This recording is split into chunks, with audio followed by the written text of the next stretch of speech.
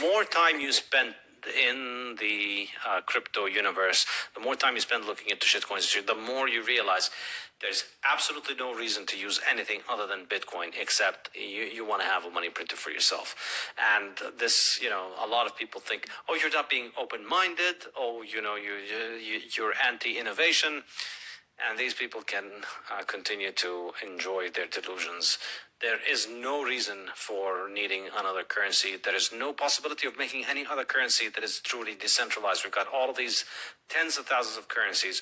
It would take me 15 minutes of Googling for any single one of them to find you the list of names that you could lock up and put a gun to their head and have them change the protocol. Yeah. So the idea that you can make something decentralized like Bitcoin is fictitious.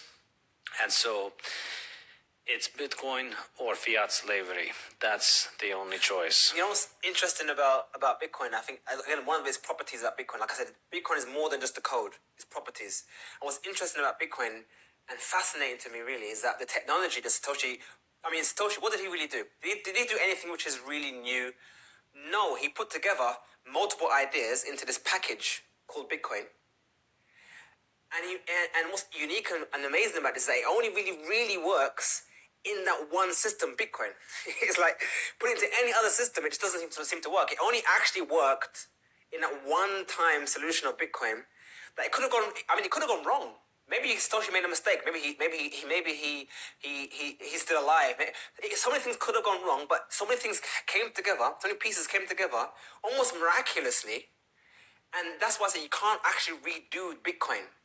The system can't be remade. I think a good way of thinking of it is that it's like a jailbreak. Somebody figured out a plan to get out of the fiat jail, and that plan could only work once, because once you've done it and once you've escaped, they're going to figure out how you did it, and they're going to close it. You figured out he's going to dig a hole, or he's going to build a ladder or something and get out. And then once they've seen this guy break out, they're going to build something that's going to stop it. This is exactly where we are. So it could only be done once. After you've done it once, any person who's going to do it is doing it as a proprietary system, because it had to work as a neutral network, and it worked the first time as a neutral network.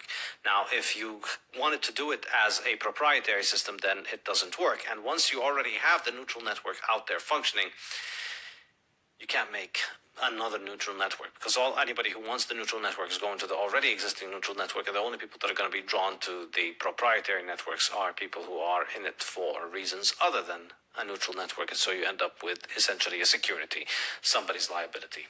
And I think, I know many Muslims may object to what I'm going to say next, but if you think about it, if you look at the Islamic belief of qadr, whereby everything is pre-decreed and Allah has decreed things to be as it is. If you look at our current situation where we've been living in the last 50 years in a fiat world, in a world of riba, and then you have this system that if you actually analyze it, it shouldn't have happened. I mean, there was every reason for things to go the other way. Either Satoshi to still be alive and take control of the system, or there's so many things that could have gone wrong, that it didn't go wrong, that this is literally like a gift to mankind to say, look, here's your opportunity to exit this interest-based credit system, and this is the only opportunity you have. I'm not saying that Satoshi is an angel or sent down from the heavens, but I am saying that unless someone can show me a feasible alternative to Bitcoin, Muslims have no alternative but to embrace this, because it's, like I said, it's either the pork or the beef. There is nothing else in the middle. So those who say, oh, but brother, how do you know it's this and that? Look, forget the argument. If you don't like Bitcoin, fine. I don't mind. You can hate it as much as you like. But unless you give me an alternative to fiat that also works, you have no argument. That's the only conclusion. Even if you want to say, oh, but brother, how do you know it's decentralized? Who is Satoshi Nakamoto? Bro, it's irrelevant. The issue is this. You don't like Bitcoin? Fine. Don't like it. Hate it as much as you like. But we acknowledge and we agree that fiat is haram. What alternative do you actually have today that I can act upon now other than Bitcoin? Because if you don't have that, your argument is pointless. You're just arguing over semantics. You have Bitcoin and you have fiat, and there's nothing else. So you choose. That's what I've come to at the moment. When people argue, I get frustrated now. I'm like, okay, I can't be asked with the argument anymore, because unless you brought me a solution, I don't see any alternative. Just wake up. Exactly. I think this is the key thing, that it's not like we're offering you a new phone, or this is a faster iPhone, this is a fancier Android. This is it's not just a new feature that's nice to have. If you care about your religious beliefs as a Muslim, and if you care about justice in the world in general, you don't even have to be a Muslim. If you don't like the idea of living in a world where a small, tiny percentage of humanity gets to siphon off the wealth of all the rest of humanity because they have access to the money printer, to the fiat debt printer, then this is your only way out. And the vast majority of people who have any kind of, I should say, a bigger outlook on life beyond their day-to-day eating and surviving, the people who care about political or economic issues, the people who are upset about poverty or about inequality, the vast majority of those people, they're upset about things that are caused by inflation. They may not understand it. They may be brainwashed to believe moronic leftist ideas that this is all the result of capitalism and free trade or whatever. But the reality is, if you really understood what you're upset about, you would understand that the real issue is inflation.